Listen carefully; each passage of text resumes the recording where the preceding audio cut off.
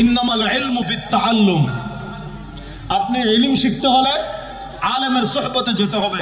দেখেন এই তরজমাতুল বাবের এই যে বর্ণনাটা এসেছে বুখারী শরীফের কিতাবুল ইলমের তরজমাতুল বাবের, এটার ব্যাখ্যা করেছেন ইমাম ইবনে হাজার আসকালানী রাহমাতুল্লাহ আলাইহি।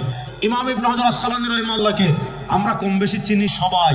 852 হিজরিতে তিনি ইন্তেকাল করেছেন। ইমাম ইবনে হাজার আসকালানী রাহিমাহুল্লাহকে বলা হয় হাফিজুদ দুনিয়া। ইমাম ইবনে হাজার আসকালানী রাহিমাহুল্লাহ লকাব হলো হাফিজুদ দুনিয়া। এই হাফিজ মানে কোরআনের হাফিজ না, এই হাফেজ মানে হলো হাফিজুল হাদিস। তিনি হাফিজুল হাদিস ছিলেন। এই হাফিজুল হাদিস তিনি শুধু এক এলাকার না, ইমাম ইবনে হাজারকে বলা হয় হাফিজুদ দুনিয়া, সারা দুনিয়ার তিনি হাফিজুল হাদিস। বুখারী শরীফের সবচেয়ে বিখ্যাত এবং সবচেয়ে গ্রহণযোগ্য ব্যাখ্যা গ্রন্থ লিখেছেন ইমাম ইবনে হাজার আসকালানী রাহিমাহুল্লাহ, যেটার নাম হলো ফাতহুল বারী। তো এই তালিক সূত্রে যে বর্ণনা বুখারী শরীফে এসেছে, ওই বর্ণনার ব্যাখ্যা করেছেন ইমাম ইবনে হাজার আসকালানী রাহিমাহুল্লাহ ফাতহুল বারীতে, এবং ইমাম বদরুদ্দিন আইনি, তারা কিন্তু কাছাকাছি। ইবনে হাজার আসকালানী ইন্তেকাল করেছেন 852-তে, আর বদরুদ্দিন আইনি 855 বা 57-তে ইন্তেকাল করেছেন।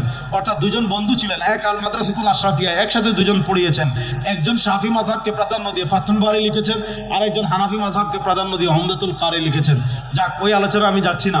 তো এই হাদিসের ব্যাখ্যা করেছেন ইমাম ইবনে হাজার আসকালানী রাহিমাহুল্লাহ ফাতহুল বারীতে। ইবনে হাজার আসকালানী রাহিমাহুল্লাহ ফাতহুল বারীতে এই হাদিসের ব্যাখ্যা করতে গিয়ে লিখেছেন, কি লিখেছেন? ইমাম ইবনে হাজার আসকালানী লিখেছেন লাইসাল ইলমুল মু'তামাদ ইল্লা আল মা'খুয আনিন নবী আও আন ওয়ারাসাতিহি বিতরিকিত তা'লিম। ইবনে হাজারের এই বক্তব্য আমি শেষ করছি, শুনেন। ইমাম ইবনে হাজার আসকালানী রাহিমাহুল্লাহ বলেছেন লাইসাল ইলমুল মু'তামাদ, কোন ইলম গ্রহণযোগ্য না, তবে হ্যাঁ কোন ইলম গ্রহণযোগ্য ইল্লা আল মা'খুয আনিন নবী, যে ইলম আপনি নিয়েছেন নবী থেকে। প্রশ্ন হলো আমরা নবীকে কেমনে পাবো? শুরু করেছিলাম নবী করিম সাল্লাল্লাহু আলাইহি ওয়াসাল্লাম বিদায় নিয়েছেন 11 হিজরিতে, আর আমরা এসেছি 1447 হিজরিতে। তাহলে আমরা তো নবীকে পাবো না, নবী থেকে তো আমরা ইলমে দ্বীন শিখতে পারবো না। তো ইমাম ইবনে হাজার আসকালানী বলেন লাইসাল ইলমুল মু'তামাদ ইল্লা আল মা'খুয আনিন নবী, কোন ইলম গ্রহণযোগ্য না, হ্যাঁ ওই ইলম গ্রহণযোগ্য ইল্লা আল মা'খুয আনিন নবী, যে ইলম আপনি নিয়েছেন নবী থেকে। যদি নবীকে না পান আও আন ওয়ারাসাতিহি, আপনি ইলম শিখবেন নবীর ওয়ারিস থেকে। এবার বলেন নবীর ওয়ারিস কারা? যারা ফেসবুকে ভাইরাল হয় তারা, যারা ইউটিউবে ভাইরাল হয় তারা। শুনেন, বাংলাদেশের সবচেয়ে বড় আলেম আব্দুল মালিক সাহেব, তার ফেসবুক নেই। বাংলাদেশের সবচেয়ে বড় আলেমদের একজন দিলওয়ার সাহেব, তার ফেসবুক নেই। আল্লামা তাকি উসমানীর নাই, শেখ মোহাম্মদ আওয়ামার নাই, আপনি শেখ সাইদ ফুদার নাই, ডক্টর হামজা আল বাকরির নাই, শেখ মহিউদ্দিন আওয়ামার নাই। ওনারা পৃথিবীর বড় বড় কয়েকজন আলেমের নাম বললাম। মৌলানা আরশাদ মাদানী সাহেব, ওনার একটা পেজ আছে কিন্তু উনি তো চালায় না, উনি তার দর্শ ফেসবুকে দেয় না। ইলম শিখার জায়গা ফেসবুক না, ইলম শিখার জায়গা ইউটিউব না। মনোযোগ, 1400 বছরে ইলম শিখার একটা ট্রেডিশনাল ধারা আছে, সেটা হলো ইল্লাল মা'খুয আনিন নবী। আপনি ইলম শিখতে হবে নবী থেকে, আও আন ওয়ারাসাতিহি, আপনি ইলম শিখতে হবে নবীর ওয়ারিস আলেমদের থেকে। পদ্ধতি কি? তাদের লেকচার শোনা না। পদ্ধতি কি? তাদের অনুবাদ করা বই পড়া না। আপনি লেকচার শুনলে কিছু জানবেন, আপনি বই পড়লে জানবেন, কিন্তু আপনি যদি ইলমে দ্বীন শিখতে চান, আপনি যদি ওই 1400 বছরের ইলমের যে রাজপথে ট্রেডিশনাল আলেম হতে চান, সেটার একমাত্র পদ্ধতি হাফিজ ইবনে হাজার আসকালানী বলেছেন বিতরিকিত তা'লিম। আপনি আলেমের সোহবতে গিয়ে, আলেমের সোহবতে গিয়ে তার সামনে হেঁটু গেড়ে বসে পড়ে যদি আপনি ইলম অর্জন করেন, ওইটা হবে আলেম, ওইটাকে বলা হবে ইলমে দ্বীন।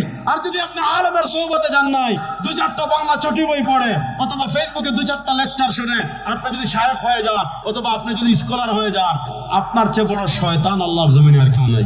কথাটা বুঝাইতে পারছি? তাহলে কিয়ামতের আলামত আল্লাহ তাআলা দুনিয়া থেকে ইলমে দ্বীন উঠিয়ে নেবেন, আলেমদেরকে উঠিয়ে নেওয়ার মাধ্যমে। তখন সাধারণ মানুষের অবস্থা কি হবে? ফাত্তাখাদান নাস রুউসান জুহালা, তার রুসুখ ফিল ইলম আছে কিনা, ইলমে তার গভীরতা আছে কিনা, শাস্ত্রজ্ঞ লোকদের সংস্পর্শ আছে কিনা। আপনি আল্লামা ইবনে আবিদিন শামী রাহিমাহুল্লাহ শরহ কদ রাসূল মুফতি পড়লেই পাবেন। তিনি লিখেছেন লা ইয়াজুজুল ইফতা লিমান লাম ইয়াতাআল্লামিল ফিকহ লাদাই আসাতিযাতিন মাহারা। ওই ব্যক্তির জন্য ফতোয়া দেওয়া জায়েজ নাই যে ব্যক্তি অভিজ্ঞ শিক্ষকের সান্নিধ্যে গিয়ে ফতোয়া শিখে নাই। আর আজকে আমরা দিন শিখি কাদের থেকে? আজকে আমরা কোরআন শিখি কাদের থেকে? আজকে আমরা শরিয়া শিখি কাদের থেকে? বাস, কেউ যদি কোনোভাবে ভাইরাল হয়ে যায়, কেউ যদি কোনোভাবে লাইক কমেন্ট ফলোয়ার এবং তার ভিউ যদি বেশি হয়ে যায়, সে শাস্ত্রজ্ঞ লোকের সংস্পর্শে গিয়েছে কিনা, সে আলেমদের সান্নিধ্যে থেকে একাডেমিক পড়াশোনা করেছে কিনা, এগুলো আমরা চিন্তা করি না। এগুলো চিন্তা না করার কারণে আজকে আমাদের ডান বাম সামন পিছন সব দিক থেকে ফিতনা। এই ফিতনা থেকে বাঁচার জন্য উলামা ইকরামের সান্নিধ্যে গিয়ে দিন শিখার কোনো বিকল্প নাই। আল্লাহ তাআলা আমাদের সবাইকে আলেমদের সান্নিধ্যে গিয়ে দিন শিখার তৌফিক দান করুক, আমিন। আল্লাহ তাআলা যে কথাগুলো কথাগুলো বললাম আমাদের আপনাদের সবাইকে আমল করার তৌফিক দান করো, আমিন। ইন আসাবতু ফামিনাল্লাহি ওয়া ইন আখতাতু ফামিন্নি ওয়া মিনাশ শাইতান। সুবহানাকাল্লাহুম্মা ওয়া বিহামদিকা আশহাদু আল্লা ইলাহা ইল্লা আনতা আস্তাগফিরুকা ওয়া আতুবু ইলাইক। আসসালামু আলাইকুম ওয়া রাহমাতুল্লাহি ওয়া বারাকাতুহু।